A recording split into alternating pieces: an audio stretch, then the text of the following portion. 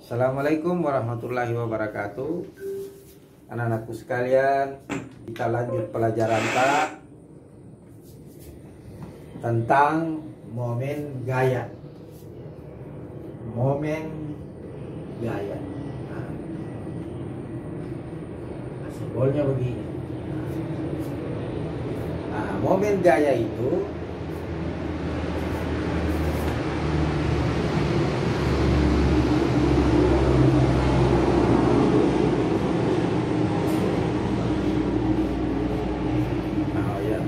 karena kita tahu bahwa yang menyebabkan benda bergerak melingkar atau bergerak rotasi atau dia berputar itu adalah momen gaya. Jadi momen gaya adalah penyebab benda berputar atau bergerak. Nah, ini. Jadi kalau ada benda berputar, kamu lihat benda berputar berarti ada momen gaya yang bekerja pada benda itu. Contoh ban sepeda motormu berputar, pintu kamu tutup, itu kan bergerak melingkar semua. Nah, itu ya adalah yang menyebabkan adalah momen gaya. Nah, contoh, ini pintu. Nah, ini pintu. Nah, ini pintu. Nah, ini engselnya. Nah, engselnya. Atau engselnya itu biasa disebut dengan poros. Porosnya, ini titik nolnya. Nah, bagaimana supaya bisa tertutup? Nah, supaya bisa tertutup maka ditariklah di sini. Ada ini. Nah, pegangan anunya, pintunya. Inilah ada gaya kau tarik ke sini. Nah, ini adalah jaraknya L. L itu adalah jarak poros ke gaya. Nah, ini satuannya meter. Sedangkan F itu adalah gaya, satuannya Newton. Nah, jadi kalau ini kau tarik maka dia berputar. Dia berputar. Nah, begitu anak-anakku sekalian. Jadi ini harus tegak lurus.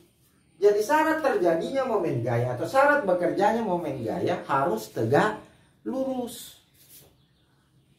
Nah, kalau dia tidak tegak lurus tidak bisa bekerja. Tidak bisa bekerja.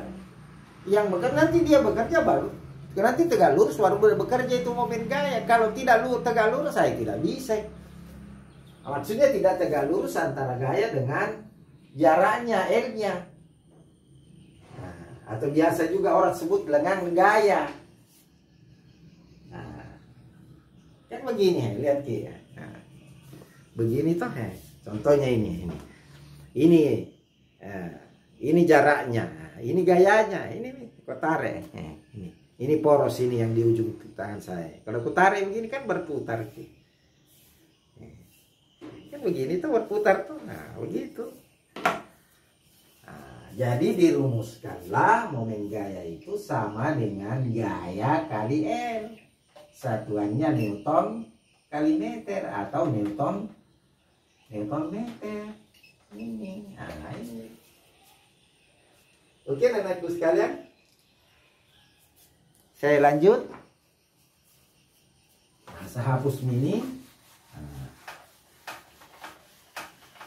Nah, karena benda berputar, maka benda itu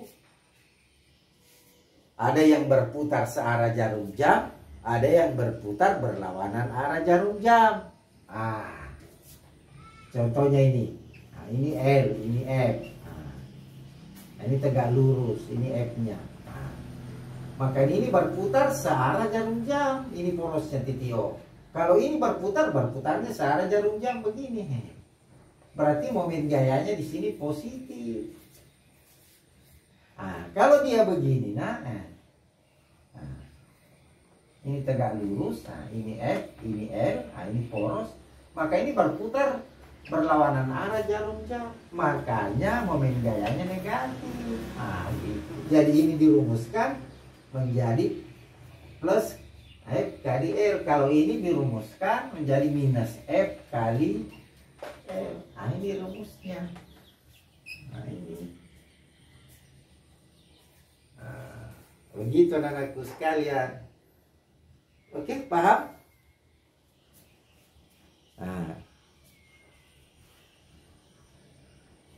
paham kita? Nah, beginilah. Nah, momen gaya itu. Jadi dia berputar searah jarum jam dan dia berputar berlawanan arah jarum jam. Nah, seperti contoh soal di halaman 15, contoh 1-3. Nah, sekarang saya lanjut lagi. Bagaimana kalau dia begini? Nah, perhatikan kemarin. Bagaimana kalau dia begini, Bapak sekalian? Ini F, ini L, ini poros. Nah, coba lihat. Nah, tegak lurus kah itu? Tidak tahu. Nah, ini sudutnya. Nah, ini sudut tetanya.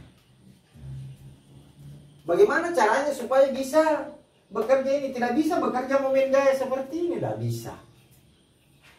Nah, makanya ini kita tegak luruskan. Nah, ini kita urai gaya ini, kita urai terhadap sumbu Y, namanya FY, dan diurai terhadap sumbu X, namanya Fx. Nah, yang mana tegak lurus ini?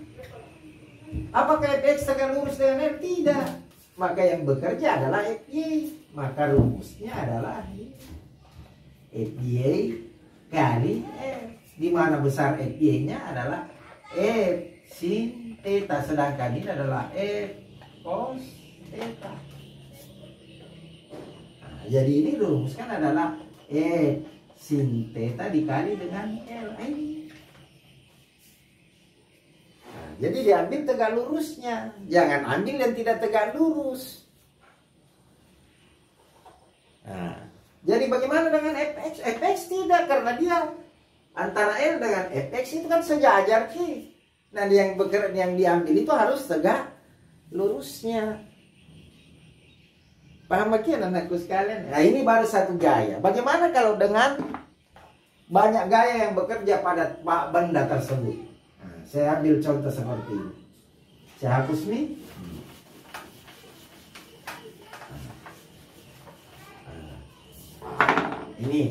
Ini ada batang ini. Ini titik A, batang AB. Di sini ada gaya yang bekerja F1. Di sini ada gaya yang bekerja F2. Di sini ada gaya yang bekerja F3. Di sini 0. Berarti 0 itu adalah poros. Ini poros. Berarti tempat berputarnya benda. Berarti ini namanya L1. Ini namanya L2. Ini namanya L3. Berarti berapa besar momen gaya yang bekerja pada ini adalah momen gaya totalnya sama dengan momen gaya 1 tambah momen gaya 2 tambah momen gaya 3. Nah, berapa momen gaya 1? Cari makin. Nah, momen gaya 1 itu sama dengan F1 kali L1. Momen gaya 2 adalah F2 kali L2. Sedangkan momen gaya 3 sama dengan F3 kali L3. Nah, itu. Nah, lihat saja. Oh, F1 berputar kemana? Terhadap poros. Oh, berputar berlawanan arah jarum jam. Berarti minus gitu, ini nanti minus gitu. Oh, ini berputar searah jarum jam. Ini berputar searah jarum jam. Nah, ini positif semua. Jadi yang F1 yang negatif berarti begini. Berarti momen gaya totalnya sama dengan minus F1 kali L1 tambah F2 kali L2 tambah F3 kali L3. Ini rumusnya. Selesai. Paham makin anakku sekalian? Nah, kalau sudah dipahami, ada soal pada halaman 45 nomor 5, coba-coba kau kerja. Nah, dikumpul besoknya halaman 45 nomor 5 itu tugas tak. Jadi tugas halaman 45 nomor 5. Oke anak-anakku sekalian.